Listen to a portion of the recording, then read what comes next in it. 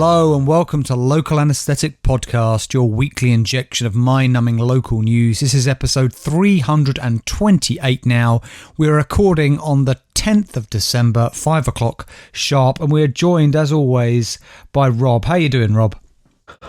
Hello, folks. Yeah, I'm not too bad, mate. It's felt like a long week this week, and it's been cold as well. It feels like December. Although it's been lovely to have the light from the Christmas tree. That's really sort of warmed my spirit. We're getting close to the Christmas break, which is always a time of great joy. Well, what we should say, Rob, is talking of Christmas, Rob and I will be breaking with tradition because we are recording Local Anesthetic today, obviously, and you're listening to the fruits of that labour, but rather than releasing a Daft Talk next week, we're going to be recording another Local Anesthetic listener story special so that we have an episode there and ready to keep people warm over the Christmas break. Correct, Rob? That's correct, Al. Yeah, we're going to listener story special to help you ringing the Christmas spirit, really. And as always, we'll be choosing. I believe we will anyway.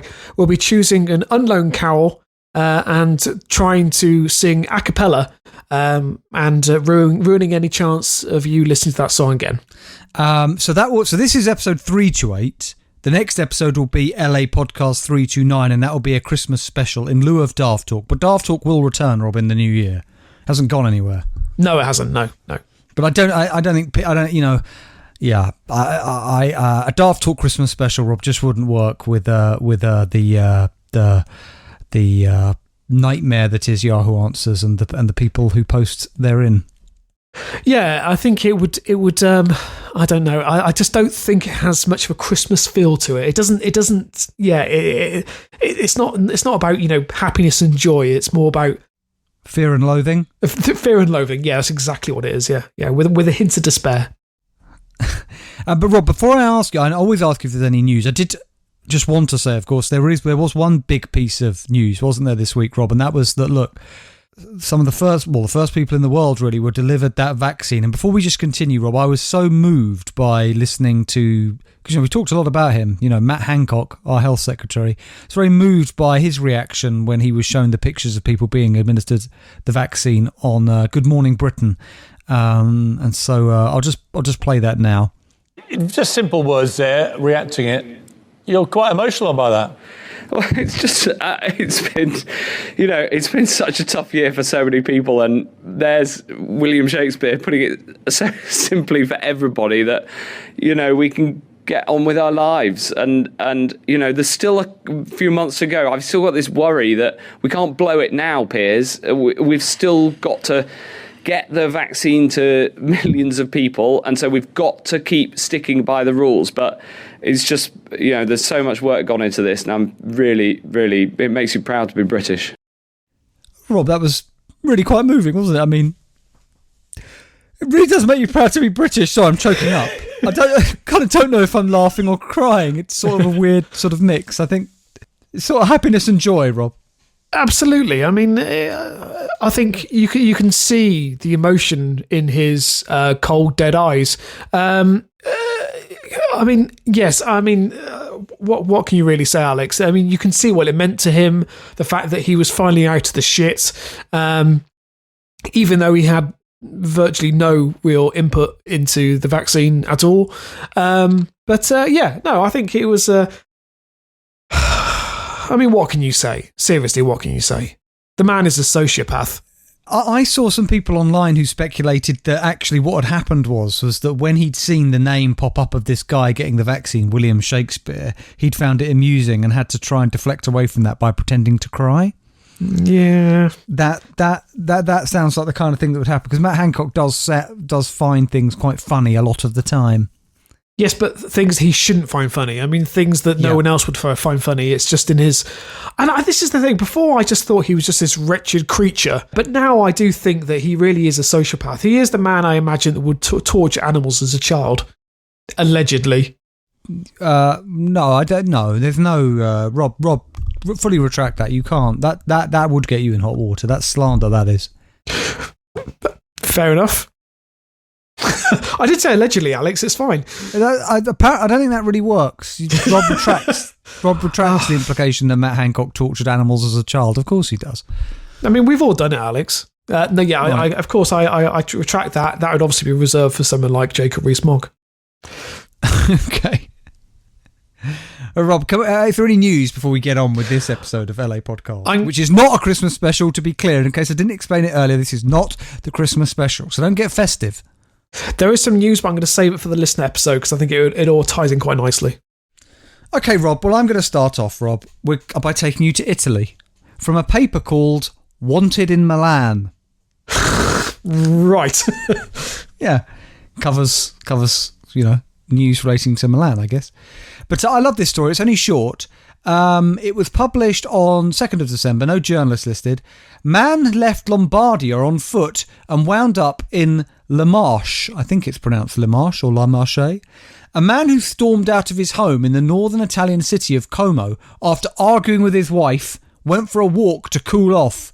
But it ended up being a very long walk, ending up 450 kilometres away in La Marche a week later. Now, we've all needed to cool off, Rob, after a row, but that's, he's really stewing there, I'd say. Yeah, I mean, what kind of row would trigger you to go on a 400-mile walk? I mean, that's the question. Well, Rob, I don't know. A few years down the line of your marital life and when kids come along, maybe you'll be able to better answer that question. The man's odyssey saw him leave his house in Lombardia, and it really is an odyssey, isn't it? And head south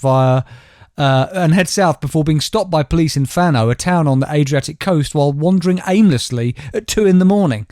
After charging the 48-year-old with violating Italy's nightly COVID-19 curfew, the officers unravelled his bizarre story. The man, who appeared lucid and focused despite being cold and tired, told police he hadn't realised he had covered so much ground on his week-long adventure, and he had received food from people he met on his way. It was then discovered that the man's wife had filed a missing persons report for her husband at the police headquarters in Como. The man was taken to a hotel where he was fed and given lodging, while the next day his wife set out to drive the 450 kilometres to collect her, which would be quite a long drive, actually. This just strikes me as a man who just has lost the will to argue any further. And she was just nagging him, telling him to put his fucking shoes away, to tidy up his fucking clothes, to shut the bathroom's door when he's pissing. Literally, he goes out the front door and that's it. He's gone. Easy, Rob. Do you know what, Alex? I can sympathise with this man. Right. Well, that didn't take long. I thought that would take a few more months, yeah. But okay, Rob. This is very related, I would say. This is from 7news.com.au. It's an Australian story by Amy Sinclair. Again on the 2nd of November, same date. Wife blows thousands on vet bills after husband blames his farts on the dog. Something about that headline's... Whether I heard about this story somewhere, but that rings a bell. But I didn't read it myself, but someone's mentioned it to me. Go ahead. I know if I read it out as a headline last week. I don't think I did. No, I don't think you did. A wife has revealed how she blew thousands on vet bills after her husband blamed his farts on the dog.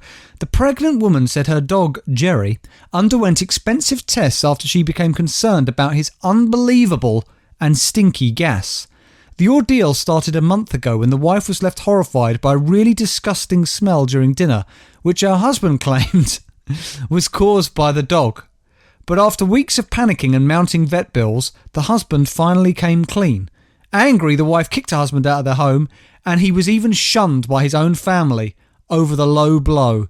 And he comments, so I'm thinking, Rob, that when, you and Sarah are expecting a baby, when this baby is born, you will have the perfect excuse to blame any sort of smells that emit from your body. You'll just be able to say, it's the baby. I don't have any issue claiming responsibility for my own farts, Alex, and sometimes I'm actually proud of them.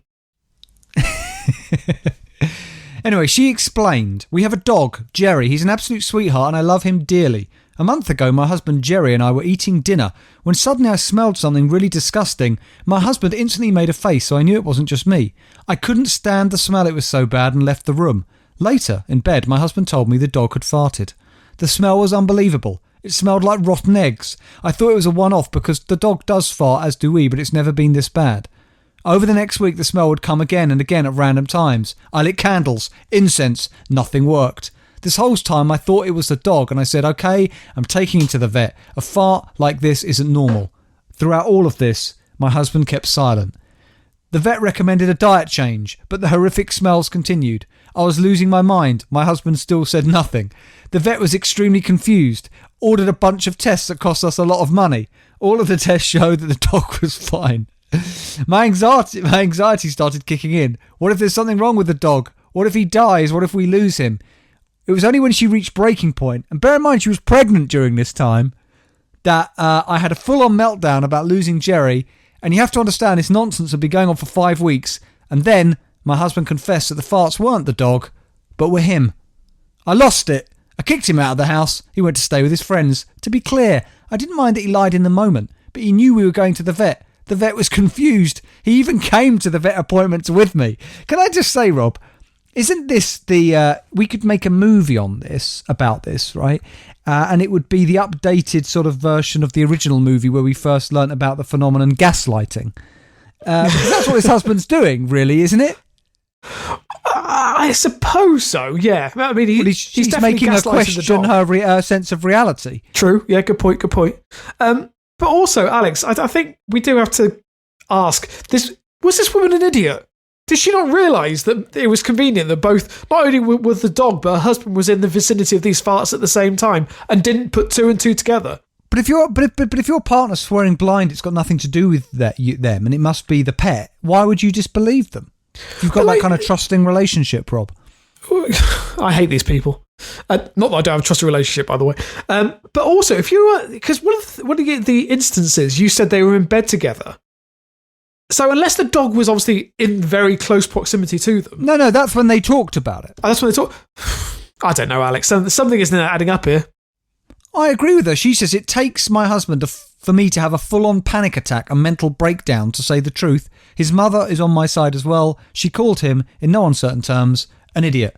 The wife says they have reconciled, but she's still too angry over the ordeal.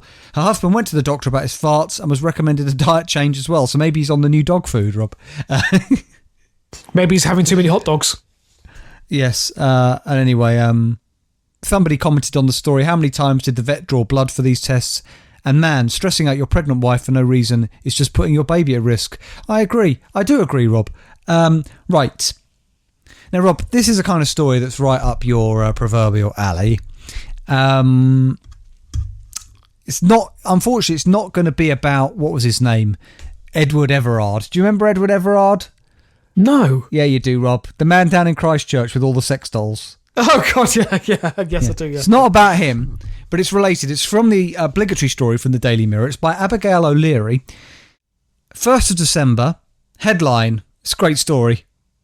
Bodybuilder marries sex doll after whirlwind romance during coronavirus lockdown. Oh, fuck off. Yep, right. And anybody wants to, there's a lovely video of the ceremony if anybody wants to go and watch it.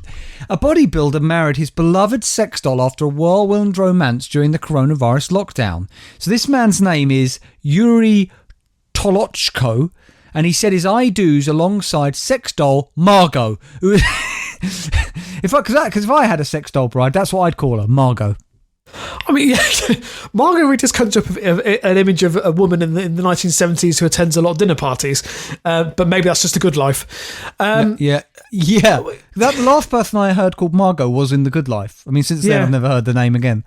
No, I agree. I think that's the last time I heard that name.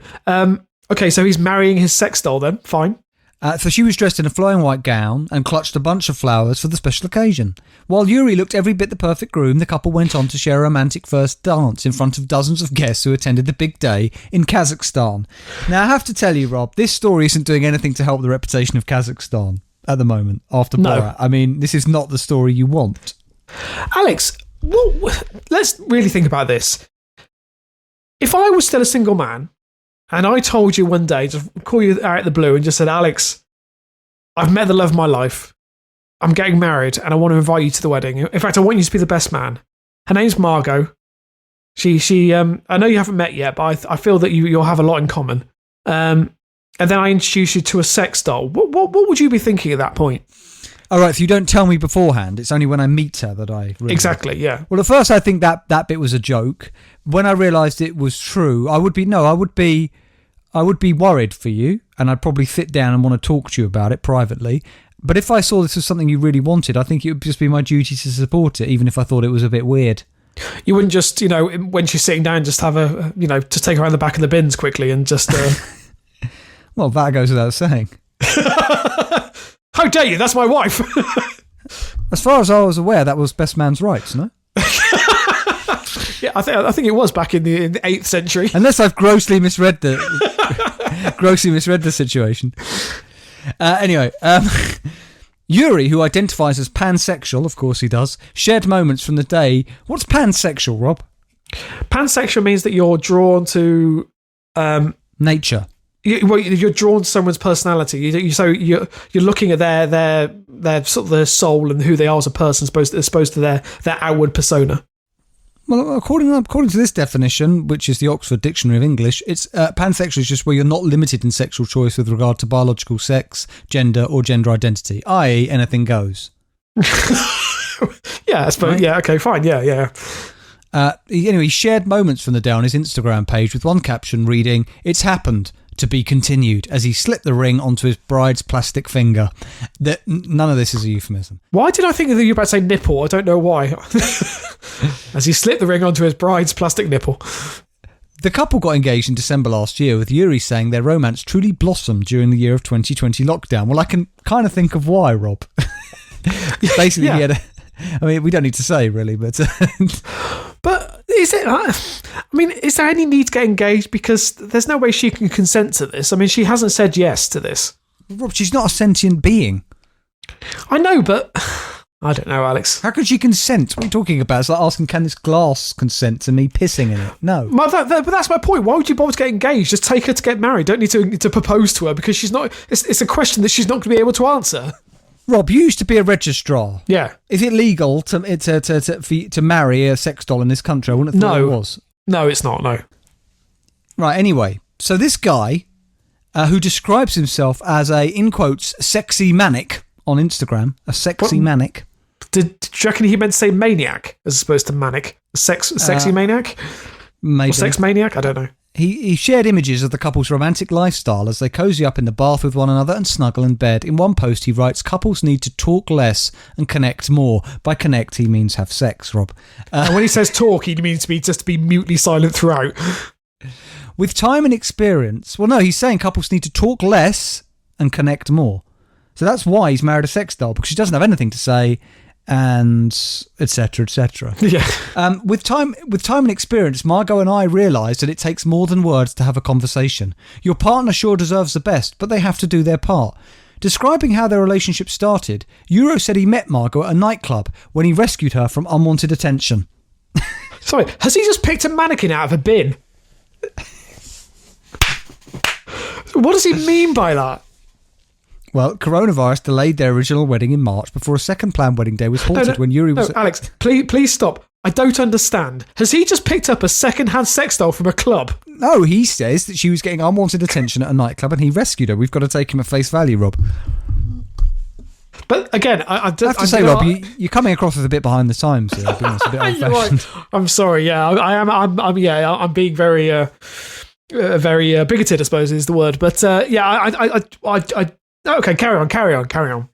Well, okay, so just hear about what happened. So coronavirus delayed their original wedding, which they had planned for March, before a second planned wedding day was halted when Yuri was attacked during a transgender rally in the city of Almaty, leaving him with concussion and a broken nose.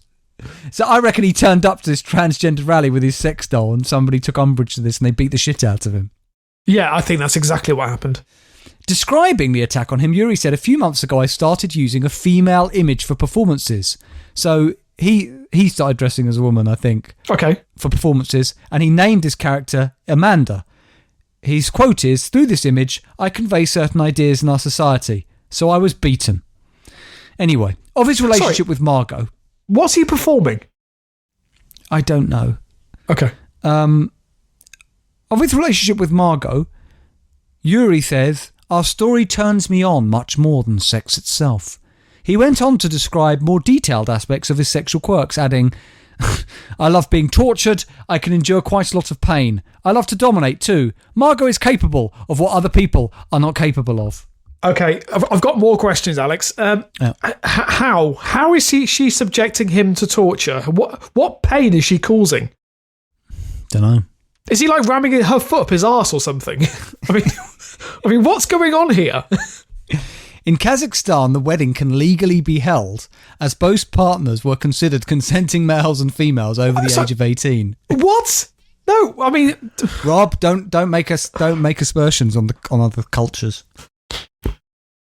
But again, is that because she's in a humanoid form? If he tried to marry a toaster, would they still think that's okay? No, now you're doing it. You're sounding like a bigot again, Rob. Look, in the last LA podcast or last Daft Talk? I think it was the last LA podcast where we talked about the God-given right of every Englishman to have a bare... No, was it Daft Talk? Was it Daft Talk? A bare-chested fight with a turkey, you mean? Yeah, in a dimly lit barn. Yeah, was that Daft Talk or LA podcast? It was Daft Talk. Yeah. So, you wouldn't want somebody making fun of that, would you? So don't make fun of this. No, Alex, but that's an age-old tradition. I mean, that goes back in the Matthews family to the Dark Ages. Okay, before I read, Rob, the next sentence, I just do need to describe Margot for you. She is your typical silicone sex doll. She isn't some sort of blow-up thing. She's a very well-crafted, realistic-looking sort of silicone thing who is very well endowed in the right areas, right? Yeah. So what troubles me is the next sentence in this story is, Yuri has also revealed how he's decided to book Margot in for plastic surgery later this year. To have what done? I don't understand. Well, he said, when I presented her photo to the world, there was lots of criticism and she began to develop a complex. So we decided to have plastic surgery. This is like the woman who claims that she married a pirate and then they got divorced because apparently she thought that she was... Is that right? I think wasn't he cheating on her or going out or doing something? Well, it's also like people who claim to be married to ghosts and all that shit. Yeah, well, that's what it was. It was Ghost Pirate, don't you remember? Oh, yeah. I'm sorry. Yeah. So, regarding the plastic surgery, Rob, this is what he says. She has changed a lot. At first, the plastic surgery was hard to accept, but I got used to it later on, because, of course, Rob, it was her choice. Yep. But he is keen to say, Rob, just the last sentence of this paragraph, he's very keen to say this, it was a real clinic with real doctors. So, Rob, he's maintaining that there's a plastic surgeon somewhere in Kazakhstan who performed plastic surgery on his wife, who is a real doctor, not a Dr. Nick. But I think, and I don't want to cast any aspersions on the medical professionals in Kazakhstan because my knowledge is somewhat limited, but I imagine if you pay them enough, they would do anything. And also, I don't know why, but when you said he was going to give her plastic surgery, I just have this image that he's just replacing her rubber skin with real skin that he's found somewhere. Oh my... Okay, Rob, stop. That's making my stomach turn, mate. Look, okay. I've got two comments here. One from Jack Reacher Jr., who simply says, "Stop the world, I want to get off," which I think we can all empathise with. And the next one from JPH123 simply says, "I think the lockdown has got to him, all a bit odd." Nicely summarised there.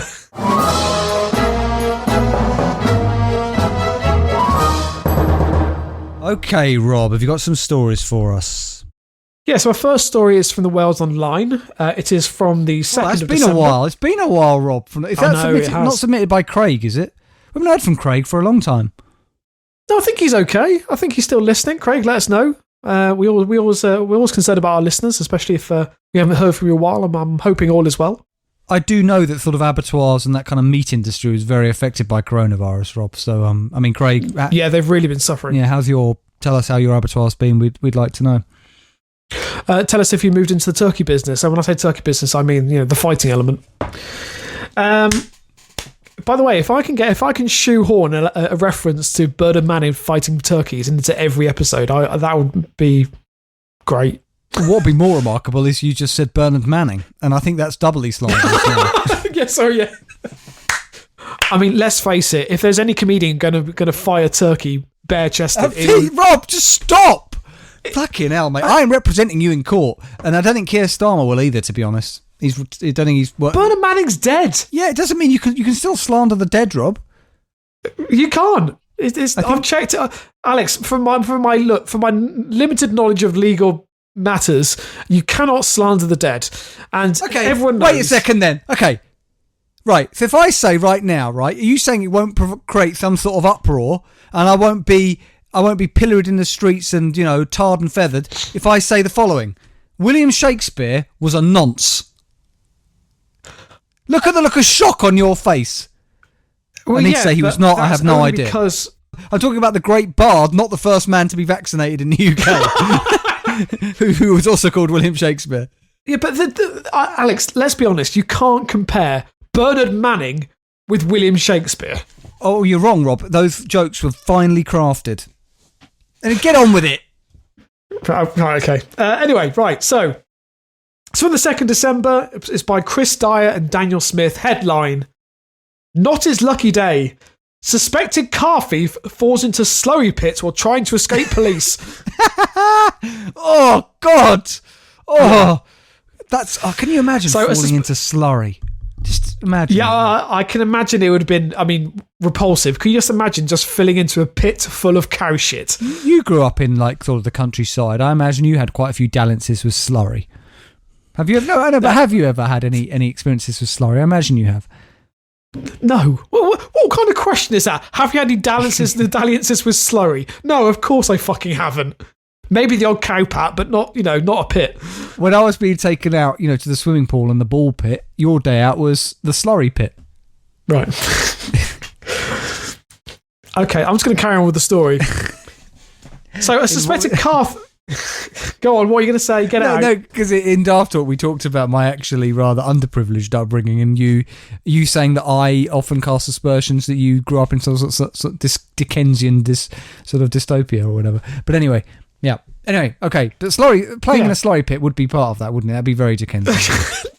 No, Can I stay for 10 minutes more? More slurry, please, Father. So... Anyway, Rob, have you ever eaten gruel? I've had porridge. I think it's quite close to that, but those two things are related. Okay. Can I just say, I grew up in the countryside, beautiful, open Gloucestershire countryside, where we used to go on rambles and climb trees, while you were stealing cars and do you know where I was? Chimneys. I was in the ball pit in Crystal Palace, which they closed down because it was a bacteria trap. That thing. Can you imagine? It was brilliant though, Rob. Absolutely fantastic, but it was disgusting. Anyway, yeah, I can imagine that hygiene wasn't a priority back then. Right. So a suspected car thief was caught up to his neck in it. Oh! He tried to escape from police and fell into a slurry pit. Fucking hell, up to your neck, man. Yeah. And you would be thinking, I don't want to go like this. If I'm going to go, I don't want my eulogy to have to be talking about how I drowned to death in slurry in an unfortunate mishap. He was a suspected car thief. I'm not saying this is a suitable punishment. Is that not okay? I think let's bring that back. Do you know what, Rob? When we relieve ourselves of these ridiculous rulings by the European Court of Human Rights and all the rest of it, we can finally bring our own laws in, Rob, because we haven't been able to, as you know, Rob, we haven't been able to create any of our own laws for some time. We've had no sovereignty whatsoever. And so now we will be able to say, if you steal a car, death by slurry drowning, death by a slurry dip. You dip Alex, them in slurry I don't know until why they die. we don't go back to the...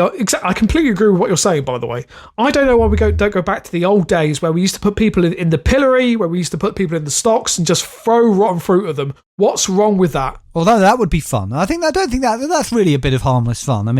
Nobody can die from that. I think we should bring that back because that's just a jape, isn't it? Really, a bit of, like I said, a bit of harmless fun, a bit of light humiliation. Exactly, and then we hang them. Yeah. By their testicles, if they have. Exactly. Yeah, and then cut them off and feed them to a cow. So the hapless runaway went on a high-speed chase, then fled on foot, but ended up in a trench of farmyard manure and was arrested knee-deep in cow poo. I thought it was up to his neck a minute ago. They can't even make up their mind. The journalist has contradicted themselves in their own story. No, what they said, he was up to his neck in it. I think they were just making a... It's fake news, you see. This is why people don't trust journalism, Rob, because of stories like this. It's true, Alex. So the Skoda Vitara made off from police on the A259 near Hoe, East Sussex, and was pursued at speed. It then narrowly missed hitting a blue BMW being driven in the opposite direction at about 1 p.m. last Saturday. The suspect eventually stopped around 6 miles away in Watling, and officers gave chase. The 24-year-old passenger tried to run away from cops by cutting through a farm after getting out of the stolen vehicle and fleeing, but he ended up slipping and falling into the slurry pit. Lovely. Officers today posted a picture on social media of the suspected passenger in the car being apprehended with cuffs on, covered in excrement, and with his jogging bottoms falling down. Oh, how humiliating. But the cops had to sit in the car with him while he stank out the place. That's a very good point, actually, yeah. Sussex police joked in the Facebook post that it was not his lucky day. Again, the local constabulary humiliating suspected hoodlums on social media. The trouble is, when you get sent off to the clink, Rob, you're never going to live that down. I mean, I'm sure prison is a place full of those sort of mildly amusing nicknames people have for each other. Bazza. What were you called, Rob, when I think they called you Honey. They just referred to you as Honey in that sort of rather patronising way because, of course, it wasn't the Honey. No, it wasn't. Oh, okay. Was it Pretty Boy, was it? Grizzly. It was Grizzly. Why? Oh, because of the bear thing. Well, I mean, it's not really a bear; it's just a monster. But I don't think they really knew what to. They're not the brightest. I thought it's because they found out you got buggered by the bear that time. No, those are the two very separate incidents, Alex. And in the timeline of things that happened well after I was released. I mean, exonerated. Yeah. So what would they call this guy then? Shitface? Shitty. Cunt. Cowfucker? I don't know, Alex. Anyway, right. So I'm going to move on to my next story. And this is from Taiwan News. Oh, yeah. Well, yeah, okay. And it's from Kinoe Everington, I think that's right, who is the staff writer for the Taiwan News. From the 30th of November. I just want to say as well, Taiwan is part of China. Thanks. Thank you, Alex. I think everyone appreciated that. Don't want to piss off the Chinese, Rob. We need, they will come down hard enough. We don't want to be banned in China, Rob. Just think of the people we've pissed off so far. There's William Shakespeare, Bernard Manning, the Chinese. William Shakespeare, the playwright's family, and the man who was vaccinated. Bernard Mannings, Bernard Matthews, the Chinese. But you mentioned somebody else, Rob, earlier, I'm pretty sure. There probably was someone.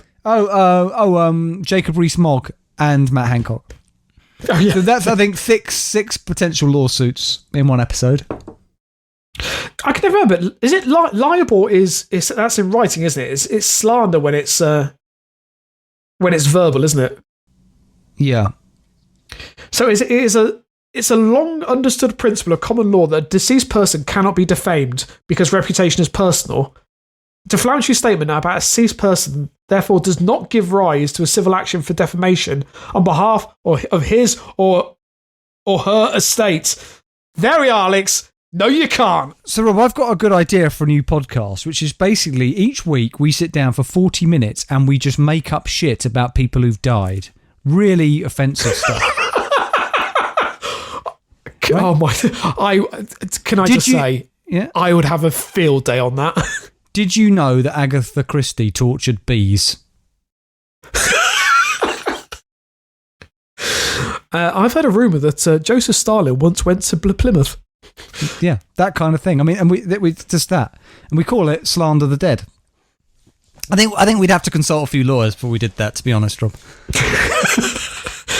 I think that's a podcast award-winning idea there, right there. Thank you, Rob. I'm full of them. Right, anyway, back to the story. So, Taiwanese man sells PS5 after wife realises it's not an air cleaner. Oh, I had this. I think I've got this as a headline. Yes. Didn't he tell her it's like a humidifier or something? Exactly. Yeah. So this was from Taipei. So early this month, the Taiwanese man found himself having to put his new PS5 up for sale after his wife caught on to his attempt to pass it off as an air purifier. Okay. So I understand his thinking, but how is he going to pass off the playing games? Or was he just going to claim it was still his PS4 because she might not know any better? He would just say, no, I haven't got a new device. That's the humidifier. It's just my old computer.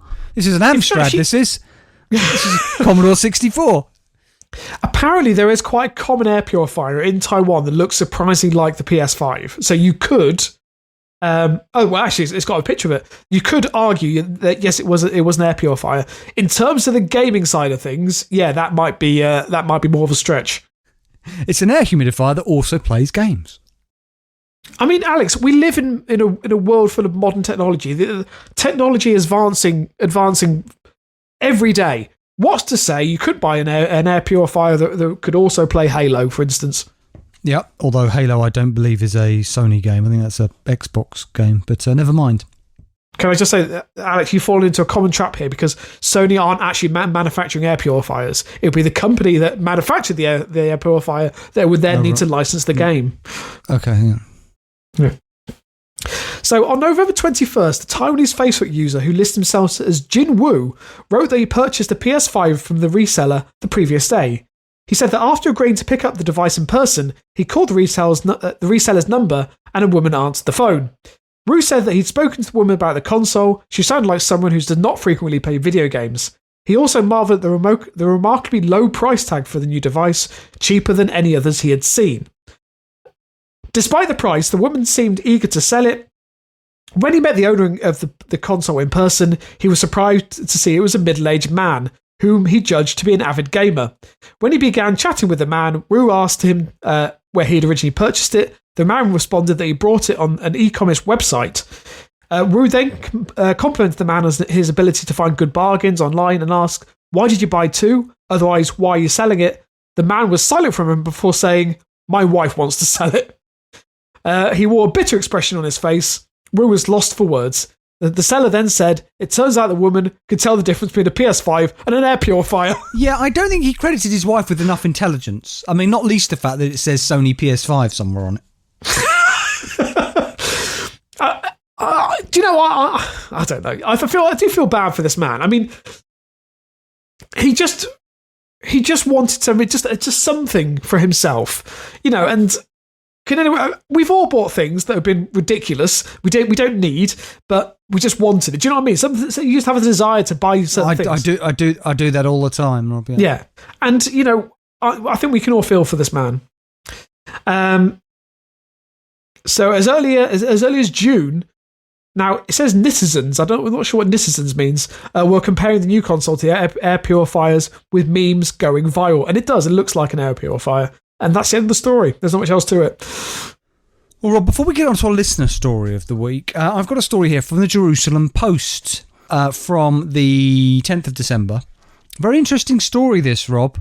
Okay. Former Israeli space security chief says aliens exist, but humanity is not ready. Now, this is from a reputable newspaper, Rob. This is the Jerusalem Post. This isn't some sort of joke article. Okay. I'm on board. Let's hear it. Right. Has the state of Israel made contact with aliens? According to a retired Israeli officer and current professor, Haim Eshed, the answer is yes, but this has been kept a secret because, in quotes, humanity is not ready. Speaking in an interview to Yediot Aharonot, Eshed, who served as the head of Israel's space program for nearly 30 years and is a 3-time recipient of the Israel Security Award, explained, I mean, for him to come out and say that, you'd think wouldn't he, why would he come out and speak out about this classified information? I mean, this guy's as experienced as they get. I thought that would be the one rule you would know you don't break, don't talk about aliens. Yeah, I mean, amazingly, Donald Trump has managed to resist the temptation, so it's strange that this one... It's funny you say that, Rob. Anyway, he explained that Israel and the US have both been dealing with aliens for years, and this by no means refers to immigrants, with Eshed clarifying the existence of a galactic federation. The 87-year-old, that might explain some of these comments. Can I just ask, has he been watching Star Trek as a documentary? But Rob, he was there, he was working. Could his age be something to do with these comments? Could it be... I don't know, I'm not going to... Anyway, the 87-year-old former head of the Defence Ministry's Space Division gave further descriptions about exactly what sort of agreements have been made between the aliens and the US, which have ostensibly been made because they wish to research and understand the fabric of the universe. This cooperation includes a secret underground base on Mars where there are American and alien representatives. just to be clear, this man is not David Icke. This man was head of Israel's space program for 30 years. But Alex, I think on Mars, where the surface temperature is considerably hotter than so Earth, we've been told. And doesn't mean you can't build it. Doesn't mean we can't build an underground base. They did it in Total Recall, Rob. Again, Alex, not a documentary. No, I think you're right. It is. Anyway. If true, this would coincide with US President Donald Trump's creation of the Space Force as the fifth branch of the US Armed Forces, though it's unclear how long this sort of relationship, if any, has been going on between the US and its reported extraterrestrial allies. Eshed insists that Trump is aware of the aliens and he was on the verge of disclosing their existence. However, the Galactic Federation stopped Trump from doing so, saying they wished to prevent mass hysteria since they felt humanity needed to, in quotes, evolve and reach a stage where we will understand what space and spaceships are. I mean, to be fair, do you blame them? No, I hate to say, but I think the way that the world's going at the moment, I can understand why they might be slightly apprehensive. Patronising bastards, Rob. They're no different than the fucking EU, right? War. You're right, Alex. You're right. Yeah. Next, do you think exactly. Rob? That is so patronising. And the next thing you know, they're going to be telling us we can't have those fights with our turkeys in barns. Exactly. We're not ready. Until you fought a turkey, what know you about being ready, alien scum?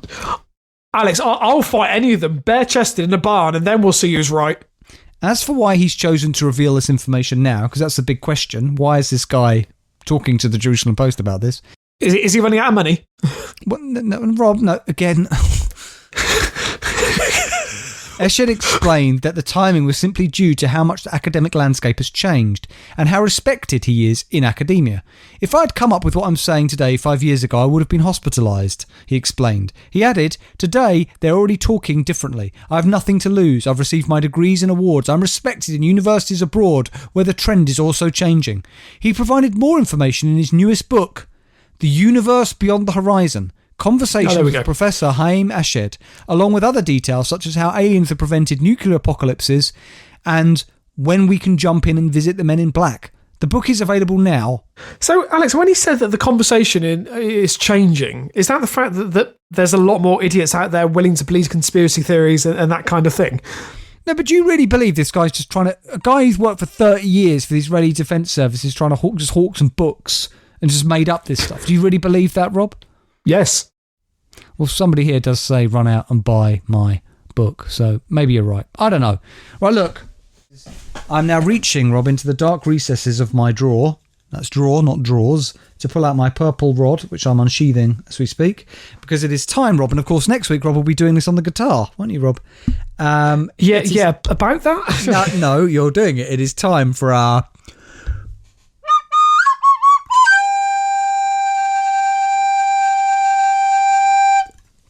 listener story of the week, just showing off my quite incredible lung capacity there.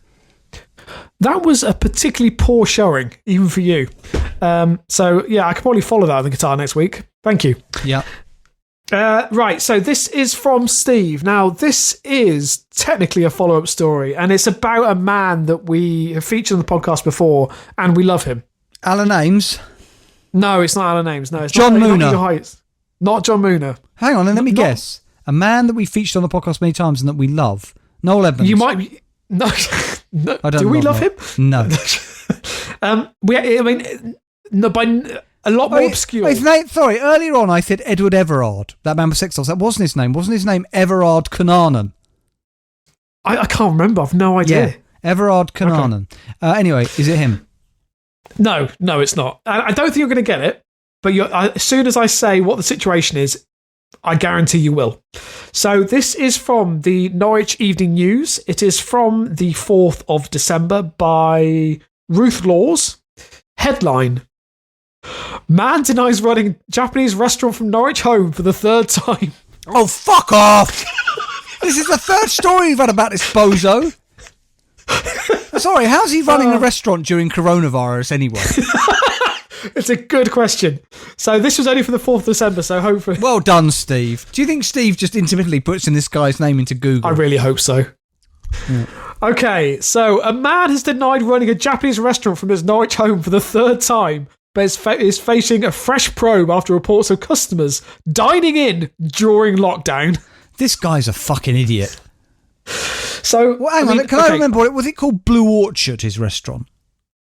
No, you're very close. It was. Hang on a minute. So, is it something Orchard or is it Blue something? Blue Harbour? No. It was called Orlando's. Orlando's! How was Blue Orchard close? Well, there was an O in there. Yeah, exactly. That Thanks, was it, Rob. No, I'm really trying to protect my self-esteem there. No, I was way off. Orlando's, of course it was. Although apparently he's using the name, I think that's right. So the Japanese restaurant uses the name Sakura Japanese Yakiniku Restaurant. But also don't forget that it went from Japanese restaurant to bed and breakfast, and now it's back to Japanese restaurant again. So, new evidence Orlando Williams is operating a clandestine restaurant from his Earlham Road address has prompted another council investigation. The Norwich Evening News. Right, okay. Claims have been made that Mr. Williams from Orlando served food to multiple diners in November, which would breach both coronavirus laws and planning regulations. But Mr. Williams, who has had permission to run a bed and breakfast but not a restaurant, denies all the allegations. Because that was it. I don't remember the last story. Wasn't the last story that he tried to open up a B&B but was furtively serving food there, and he's not allowed to do that? Evidently, he's obviously got his B&B license, because I don't think he had that at the time. So he's now able to run a bed and breakfast, so we can stay there. Who the fuck is staying or going to this place? Well, people obviously are, though. Didn't we look it up on TripAdvisor, or did we not? Yeah, we couldn't find it on there. We couldn't find it. Okay, that's the next thing to do then, Rob. I want to read some reviews of this place. Fair enough. So Norwich City Council confirmed Norwich City Council confirmed they've received recent allegations of the illicit restaurant. A spokesman said, "We will again investigate whether the premises is operating in accordance with environmental health regulations and the planning and permission for a bed and breakfast."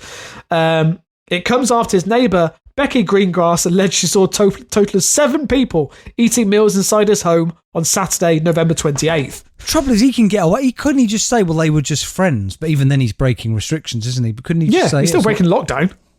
Yeah. He has taken the Orlando sign down, unfortunately. So it seems like this is all done over Facebook. So the 46-year-old financier administrator said, "I saw at least this is the neighbour. I saw at least 7 people, including 3 couples, sat at a table and eating food. No one was wearing masks, and there was no social distancing." So how did she know? How did she know he was doing it as a restaurant and not just having guests? Well, I mean, he said, so what, there were 3 couples sat...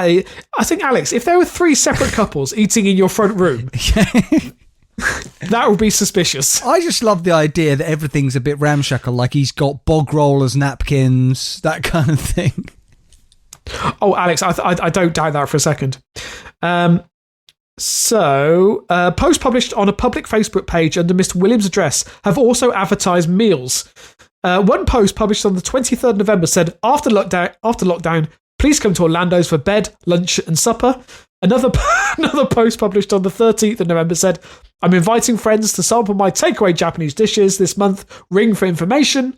Oh, I see. It's coded, isn't it? Yes. Sample a takeaway. Basically eat in. Yeah. When this fresh evidence was put to Mr. Williams, who previously ran a legitimate restaurant, which went by the name of Sakura Yakinku on Bar Street, he said, "I'm not running a restaurant." Meanwhile, the perfect defence, Alex. Are you running a restaurant? I'm not running a restaurant. Yeah. Meanwhile, Mrs. Greengrass reported the activity on Saturday to the Norwich City Council and Norfolk Police. She said, "I'm gobsmacked nobody seems to be doing anything about it. I keep reporting what's going on, and I don't know where to turn next to get it all stopped once and for all." I think, Alex, if she just befriended him, she might get some free takeaway out of it. Possibly. Can I just say what an appropriate name she has, Mrs. Greengrass, because she really is a grass. And you know, Rob, what we think of grasses. I mean, what did you think of grasses when you were in prison? I mean, everyone knows, Alex, that snitches get stitches. Right. Council officers previously led an investigation at the 7-bedroom house last January and uncovered a bar and seating for 24 people. What does a man living alone need 7 bedrooms for? That's my question. That's also going to be a very good point. But no enforcement action was taken after the City Council found no definitive evidence showing the address was operating as a restaurant. Yeah, it's the third time. He has. It's the third time the allegation has been made against Mr. Williams, and the second time he has also been accused of flouting coronavirus restrictions. During the first lockdown, we were able to purchase a takeaway. This is the paper, by the way. The paper bought a takeaway from him, and were offered the option to dine in after calling Mr. Williams, who provided a price menu by text message. Well, isn't that the evidence? I mean, if you message someone to say, can we order a takeaway? He says, yes, here's the menu. You can take it away or you can eat in. Is that not definitive evidence? Yeah. Maybe Norwich City Council will have a really shit lawyer. Well, it does seem to be that way. Because if they can't actually find anyone who's willing to speak out, I mean, also people obviously be going there, so maybe it's a decent Japanese takeaway for all we know. Maybe there's corruption, Rob. Maybe Norwich Council leaders secretly eat there, and so they don't really want to close it down. Do you see what I mean? So any investigation is being stymied before it can even begin. And do you reckon that? Yeah, I imagine corruption at the highest parts of the Norwich Council. I imagine that maybe we'll see a story in a few weeks' time that it turns out that Norwich City Council had their Christmas do at Orlando's Japanese restaurant. I also think it's probably a brothel. Right. That brings us to the end of this week's episode of LA Podcast. We look forward with a mixture of eager anticipation yet trepidation to our next episode, Rob, which will be episode 329 and will be a listener story special. And what that means is, for anybody who doesn't know, that every story we read out will have been submitted by a listener. So they're not, the list isn't finalised yet. There's still time to get in the people's stories, right, Rob? There is, yeah, absolutely. But anyway, as we move ever more forward, Rob, like a man who's being nagged about leaving the toilet seat up or is leaving socks on the floor for the 1000th time and just thinks, I can't bear this anymore, leaves the house and walks 450 kilometres away, being fed food, Rob, by kind people, including, I assume, this gentleman who runs this restaurant on his journey. Just like that, we move ever more forward to our next episode, which will be episode 329. We can be found on our website, lapodcast.net. From there you can download all of our previous episodes as well as the Daft Talk episodes. There's a donate button in the top right hand corner of that website if you want to donate to the worthy cause that is this podcast. We have various things, we have to pay to be hosted, we have to pay for everything. So any donations you want to make would be gratefully received. We can be found on Spotify. We're on Facebook at facebook.com/LA Podcast. We're on Twitter at LA Podcast. Wherever you're listening to us from, if it has a facility to leave a review or subscribe, please do both of those things. Really helps raise our profile. And I think that's kind of about it. But remember, if you want to submit us a story and be featured on the listener story special or in a future episode, because we've got a big backlog to work through, then you can... Sorry... Rob's got that look in his eyes when somebody's, you remember in Arrested Development when they play Darkness, My Old Friend over Joe? Rob really, I wish I had that. Rob looked really very pensive and sort of looking into the distance. Yeah, if you want to send us a story, you can tweet it to us, you can post it on Facebook, or you can email us the good old-fashioned way, lapodcast.net@gmail.com, lapodcast.net@gmail.com. There's no postal address. Sorry, we don't do that. Right, Rob, it's time for the headlines which never made it, and I understand you've got slim pickings this week, Rob. I've got 2, yeah. Well, Rob, I have 6, so I will cover the should we start off with your 2? Go on. Okay, right. So first one, from the Metro, greedy Labrador ate his entire lead during a 15-minute car journey. He's a greedy Labrador. Yeah. And this is from the Manchester Evening News, which was actually sent in by my mate Ross. Fed up motorist got his son to stand in pothole to show how huge it is. Fair enough. I mean, unless the son was 2. I mean, what's the cut-off to which that isn't some sort of abuse? I think maybe 5. I think his it's okay to put 27. your 5-year-old. 27? Oh. And yeah, his son is 27, and the pothole almost comes up to his shoulders. Is he a very short 27-year-old or a tall? I mean, unless we know his height, it doesn't really mean anything. Does it say his height? I've got the story open. Sadly no. Well, it said the pothole's 6 foot. It doesn't say how tall the. These are the basic. This is the kind of basic information that had this been a Londoner, they would have been provided. That's all I've got to say. I did expect better from the MEN, to be honest, but never mind. Right, okay, 6 headlines which never made it, Rob. Brooklyn rapper surrenders to police after shooting flamethrower atop a bus. That's well worth looking up, people, because the video is quite incredible. He's standing on top of a bus at night shooting a flamethrower into the air. It's absolutely spectacular. Amazing. Anyway, aghast and disgusted, investigation launched into inflatable sex doll in school playground. Right, okay. Maybe it's that guy from before. Yeah, maybe. Biker with meth falls during race, accidentally shoots himself before getting hit by car. I do need to read that again, I think. It's well worth reading it again.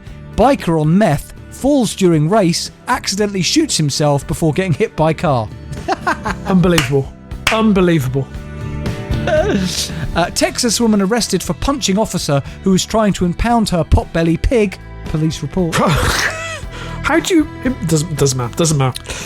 Woman hit by car, then run over again after vehicle was stolen.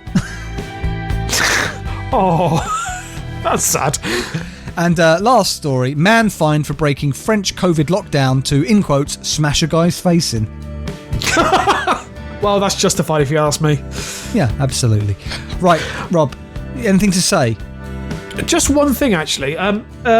Just thinking, Faces Strange, you've been very good in picking up a request that we make on the podcast. Rob, you're not going to ask him about the turkey. I thought about that, but we can't. He can't do anything with Mr. Matthews' visage, I would say. It could be a random farmer. This is what it means to be British. A farmer having a bare-chested fight with maybe it could be Rob, actually. Rob bare-chested having a fight with a turkey in a dimly lit barn. I think that would be nice, Rob, because that would be a way to commemorate us leaving the European Union. Possibly. Well, look, Faces Strange, I'm going to leave it up to your judgment. If you want it to be myself, Bernard Matthews, or not Bernard Matthews. One of those three. If it's Bernard Matthews, fine. then we can't put it up on Facebook, Rob. Okay. I think that's fine, Alex. No, it's not fine. Yeah. We can't do that. Okay, whichever. I'll leave it with your judgment. Imagine Faces Strange ends up getting it put in the clink, Rob. We have to go and visit him. We say, Faces Strange, what's your nickname here? You know? What do you think he would be called? Exactly, Rob. Do you want him being scarred like you were by prison experience? I loved it. Right. I don't know what you're talking about. I know, you did tell me you found it a very fulfilling and gratifying experience, Rob. I remember. I made a lot of friends, Alex. What can I say? You told me your nickname was Bottom Bunk, but that's by the by. I never said bottom bunk. I said top bunk.